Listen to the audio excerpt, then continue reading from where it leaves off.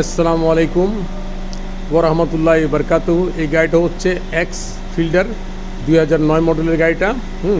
এটার ইঞ্জিনটা কম্প্রেসর বসে গেছিলো, মোবিল খাইতো, তো ইঞ্জিনটা খুলে কমপ্লিটলি বাঁধছি, বাইন্দা টোটালি আবার স্টার্ট দিয়ে রাখছি।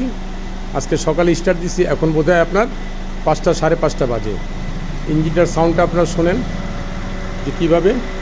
এটা ফ্যানকে ডাইরেক্ট করে রাখছি, এটা ফ্যানকে ডাইরেক্ট করে দিচ্ছি, এই যে এখানে, ঠিক আছে, ডাইরেক্ট করে দিচ্ছি। এখন ইঞ্জিনের সাউন্ডটা আপনি শোনেন, ফ্যান চলতেছে, একটু বেশি সাউন্ড শোনা যাবে এই জন্যেই। ঠিক আছে, এখন দেখা যাক। ইঞ্জিনটা একটু জাম বাইনে দিচ্ছি যাতে একটু টিকসই হয়, তো এই জন্য একটুখানি কমসে কম তো 20 লিটার তেলের বেশি খাওয়াইতে হবে এটাকে, রাইখে দাঁড়া করায়, তারপরে কম্পিউটার দিয়ে এটা সেট করতে হবে। এই কাজগুলি করতে হবে, তো সেই জন্যেই এটা। আপনারা দেখেন জিনিসটা, আর ইঞ্জিনের সাউন্ডটাও শোনেন কেমন সাউন্ডটা।